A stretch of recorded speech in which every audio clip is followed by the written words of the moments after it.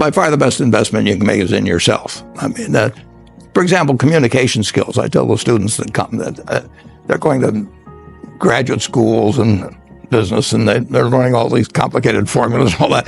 If they just learn to communicate better, and both in writing and in person, they increase their value at least 50%. If you invest in yourself, nobody can take it away from you. I mean, if I gave you a car and it'd be the only car you get in the rest of your life, you'd take care of it like you can't believe. Any scratch, you'd fix that moment. You'd read the owner's manual. You'd keep a garage and do all these things. And you get exactly one mind and one body in this world. And you can't start taking care of it when you're 50. By that time, you'll have rusted out if you haven't done anything. So you should really make sure that you just remember that you just got one mind and body to get through life with and to do the most with it. What about life advice? Well, life advice is, the most important thing is really who you associate with. You want to associate with people that are better than you are. I mean, basically, you'll go in the direction of the people that you associate with, and you want to have the right heroes.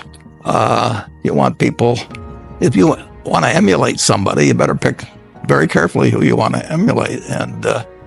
And when, obviously, you can't pick your parents. They're going to have an enormous influence on you, but you don't get a choice on that. But you get choices as you go down the line, and who you admire, who you want to copy, and the most important for most people in terms of that decision is their spouse. It's also important in terms of a partner in business, but partner in life is the most important one. You want to pick a spouse that's a little bit better than you are. Biggest mistakes people make. Well, they try to, they just don't realize that all you have to do is just buy a cross-section of America and then never listen to people like me or read the papers or do anything subsequently. They think that because you can trade, you should trade. You buy a farm, you buy an apartment house, you can't resell it tomorrow, and the cost of moving around.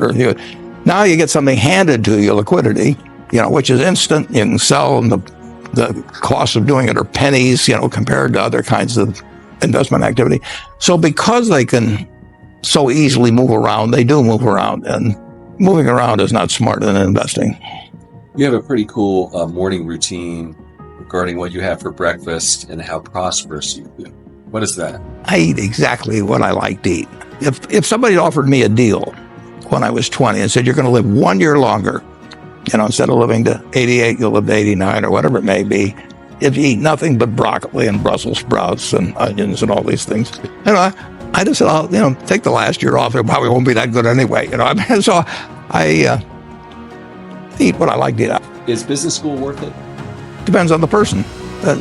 Much more than it depends on the school. I mean, I wouldn't worry.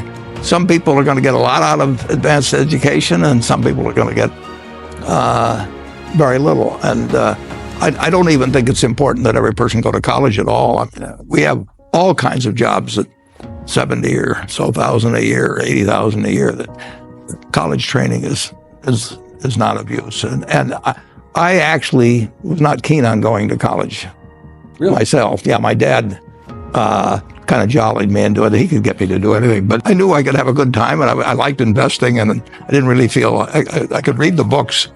It's a big commitment to take 4 years, and the cost involved, and maybe the loans involved, and everything. I think depending on what your interests are in life, I don't think it's for everybody. I think it's for a lot of people, but there ought to be a reason you're going, and I didn't really see much reason.